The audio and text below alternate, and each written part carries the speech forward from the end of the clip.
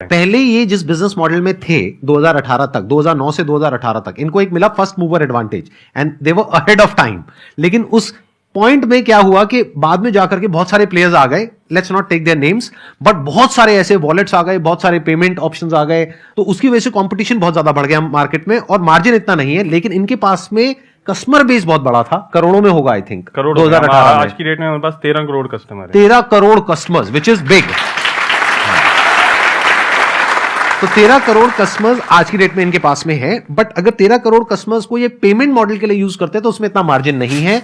लेकिन अगर उनको आप अपने वॉलेट में लोन देते हैं, एक काइंड ऑफ पर्सनल लोन हो गया जो किसी एनबीएफसी से बैंक से टाइप करके हो गया, तो अगर उसमें वो एनबीएफसी चार्ज करती है एक्स अमाउंट, मान लो उस लोन के ऊपर साल का अगर आप लेट पे करते हो तो 18% लगता है, तो 18% में से एक एक्स अमाउंट इनको मिलेगा, प्लस जब आप लेट पे करोगे तो उसकी थोड़ी सी फीस होगी जो इनको मिलेगी। तो वो सारे जो एंगल्स हैं उन सब में हमारा कुछ कुछ हिस्सा है। हाँ, जो भी कस्टमर पे करेगा कुछ हिस्सा हमारा है और बाकी हिस्सा हमारे पार्टनर का है। मेरा क्वेश्चन ये था कि आपने बताया कि मोबीक्विक में आप पे लेटर और लोन ऑप्शन देते हैं, तो उसमें कुछ परसेंटेज ऑफ लोग ऐसे भी होते होंगे जो पे ही नहीं करते होंगे, तो उनका आप क्या करते हैं? तो उनके लिए प्रोसेस होता है हमारा, एक उनको हम रिमाइंडर्स भेजते हैं, नोटिफिकेशंस करते हैं, फिर हमारे पास कॉल सेंटर है, उनसे कॉलिंग कराते हैं, उनको बोलते हैं सर प्लीज पे करिए। इनके पूछने का मतलब है, मतलब गुंडे बदमाश घर जाते हैं, नहीं जाते हैं? नहीं, मतलब ये शायद इसलिए पूछ रहे हैं कि ये आपकी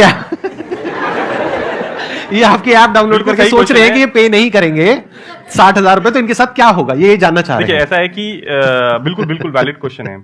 10 साल 15 साल पहले इंडिया में जो होता था अब वो नहीं होता है। जो हमारे रेगुलेटर भी हैं, जो आरबीआई भी हैं, ये बहुत स्ट्रिक्ट हैं कलेक्शंस को लेके। आप कैसे कलेक्ट कर सकते हो, क्या कर सकते हो, क्या प्रोसेस, उसका पूरा फ्रेमवर्क, स्कोप वगैरह किस तरीके से कर सकते हो।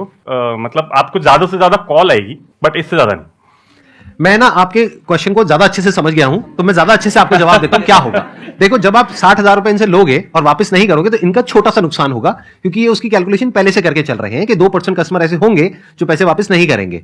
लेकिन आपका बहुत बड़ा नुकसान होगा, क्योंकि आपकी जो क्रेडिट रेटिंग है Correct. वो खराब हो जाएगी। फिर कल को फ्यूचर में आप कहीं भी जाओगे लोन लेने के लिए, चाहे गाड़ी के लिए, चाहे घर के लिए, चाहे बाइक के लिए, या किसी भी चीज के लिए, तो आपको कोई भी लोन नहीं देगा। सिविल स्कोर खराब हो जाएगा, आपका स्कोर खराब हो जाएगा। एंड वही हम लोगों को समझाने की कोशिश करते हैं कि आप अपना पैसा वापस करिए। इतने छोटे अमाउंट के लिए आप अपना फ्यूचर, क्योंकि उसमें फिर ऐसा होता है कि 18 महीने, 24 महीने, 3 साल तक आपको कोई भी लोन नहीं देगा। हाँ, मतलब पूरी जिंदगी भर के लिए आपके ऊपर एक ब्लैक मार्क आ गया हमेशा के लिए, क्योंकि अब तो सबको डिजिटल है, तो वो आपके लिए अच्छा नहीं है। क्योंकि छोटा डिफॉल्ट करके हो सकता है बड़ी अपॉर्चुनिटी को मिस कर जाओ। कभी आपको फ्यूचर में 10 लाख की जरूरत होगी, तो वो कब मिलेगा? जब आप 50-50 हजार के छोटे छोटे लोन पे करोगे। अल्टीमेटली इसमें लोन पे करने में आपका फायदा है, मतलब इस तरीके से हमको समझना होगा। तो लोन पे करना होगा, मतलब मर्जी आपकी। सर ये पूछ रहे हैं कि लोन पे करना होगा या नहीं, मतलब आप क्या सजेस्ट करते हैं? हाँ, आपको करना चाहिए, बट इससे ज्यादा नहीं बोल पाऊंगा। Thank you sir.